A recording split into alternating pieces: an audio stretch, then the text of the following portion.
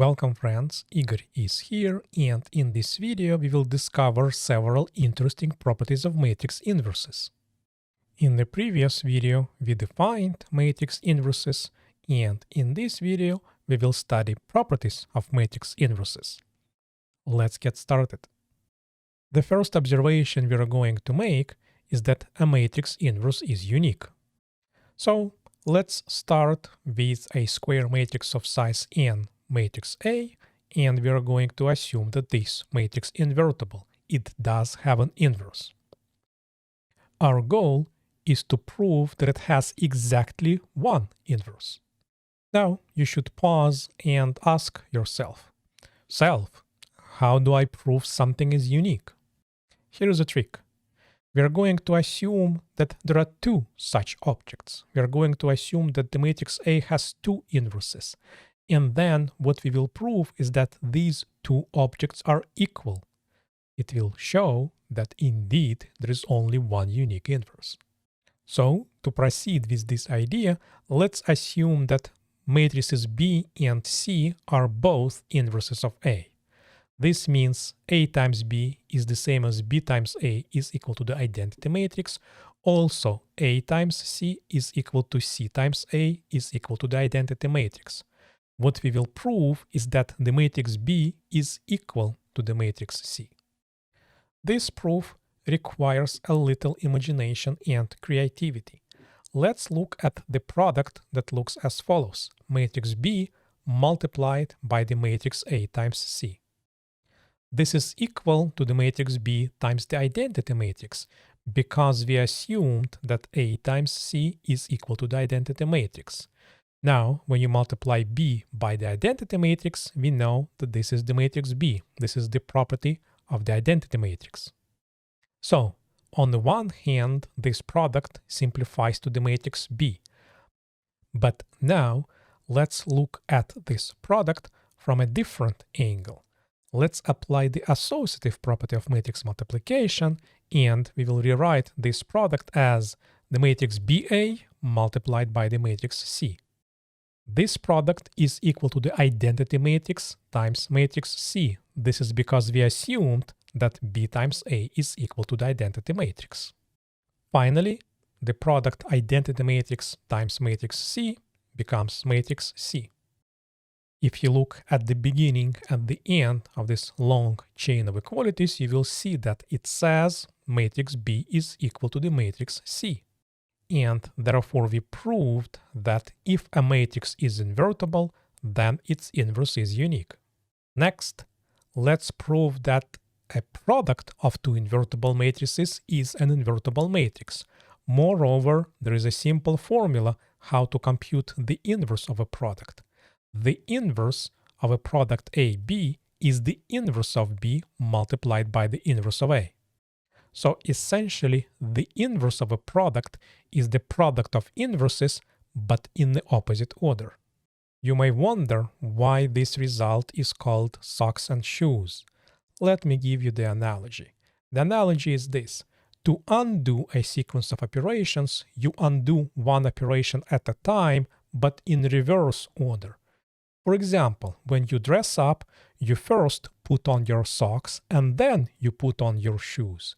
If you want to undo this sequence of operations, if you want to do the inverse of that, then you undo one operation at a time in the opposite order. First, you take off your shoes and only then you take off your socks. To prove this result, let's look at the following product. To prove this result, let's look at the following product. Notice, we assumed that the matrix A is invertible and the matrix B is invertible. It means that the object inverse of A exists and the object inverse of B exists. Therefore, we can construct this product. We use the associative property of matrix multiplication. The product in the middle becomes the identity matrix, and in the end, this whole expression simplifies to the identity matrix. Now, let's consider the same product, but with two terms in parentheses switched around. We apply the associative property again. The product in the middle becomes the identity matrix, which disappears from the product, and the product becomes the identity matrix. But now, if you look at these two equations carefully, you will realize what they say is the following. If you take matrix AB and multiply this matrix by the matrix B inverse A inverse both on the left and on the right, you will get the identity matrix. This says precisely that the matrix B inverse A inverse is the inverse of the matrix AB. This proves the equality stated in the theorem, and as a consequence, it means that the matrix AB is invertible. Why? Because we have found an inverse for this matrix. Next, let's prove that the inverse of an invertible matrix is an invertible matrix itself. Moreover, the inverse of an inverse is the original matrix. In fact, to prove it, all you have to do is stare long enough at the definition of an inverse.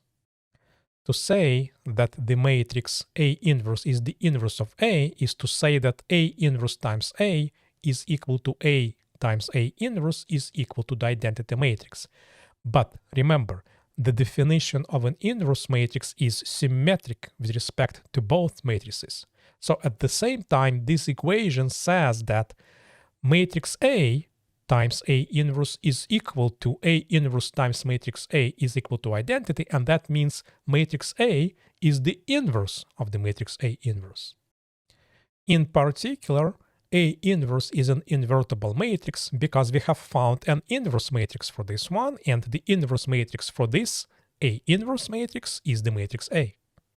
Next, let's prove that the transpose of an invertible matrix is an invertible matrix, and we will show that the operations of taking inverse and taking transpose commute. Namely, you can first take an inverse, then transpose, or you can first take transpose, then inverse. The result is the same. In other words, the inverse of A transpose is the transpose of A inverse. Let's look at the product of the transpose of A inverse and A transpose. We assumed that A is an invertible matrix, and therefore the object transpose of A inverse exists. Let's use one property of transpose that we proved in this video. We proved that transpose of matrix A times matrix B is B transpose times A transpose. In other words, the transpose of the product is the product of transposes, but written in the opposite order. This is exactly what I'm claiming here.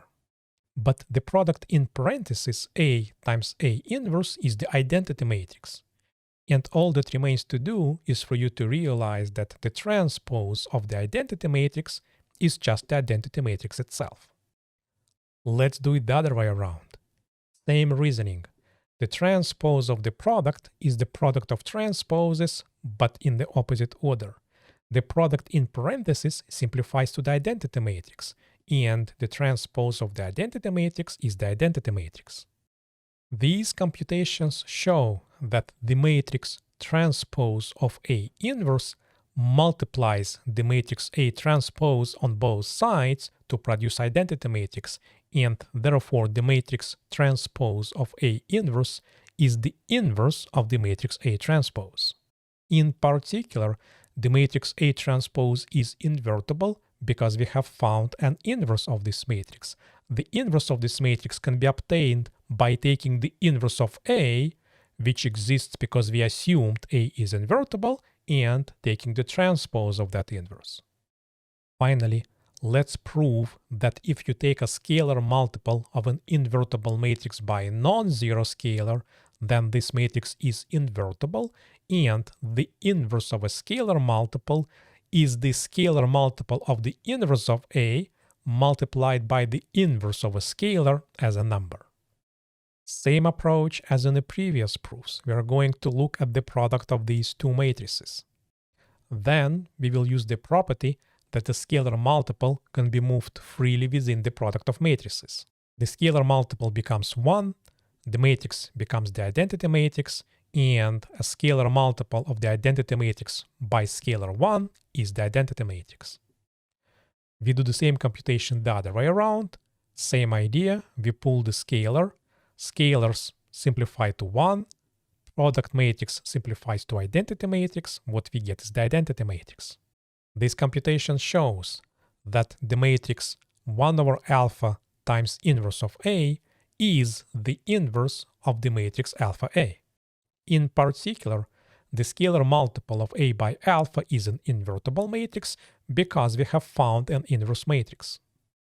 If you found this video useful, and who didn't, then give it a like to help others discover this content, and subscribe to this channel to see more of these videos. In the next video in this series, we will prove that being invertible is equivalent to being non-singular. I will see you later.